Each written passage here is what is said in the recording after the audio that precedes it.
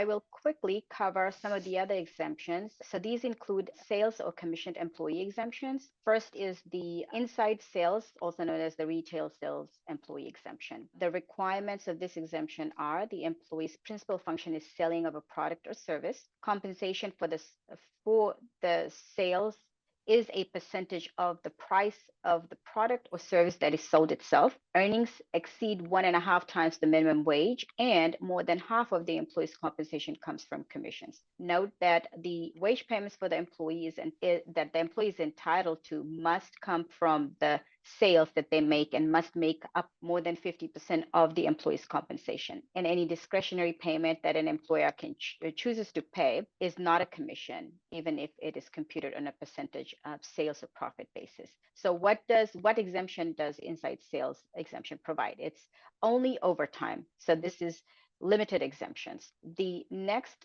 slide, to satisfy the minimum wage requirement, they must receive in each paycheck an amount that exceeds 1.5 times the minimum wage, and the employer cannot reassign wages from different pay periods. If both are satisfied, the employee would be exempt from overtime. So the earnings paid per period exceed 1.5 times, and then the compensation represents, more than half of the compensation represents commissions. Note that if there is a guaranteed draw against commissions, a DLSA or the court considers that earnings are not in fact commissions, but instead a salary, and in that case, this exemption may not apply. That employee would be due overtime pay unless some other exemption applies. Next, we have the outside sales exemption, and the next few slides cover that. And then the final exemption at slide 55 and 56 is for the computer software professional exemption that has 4 main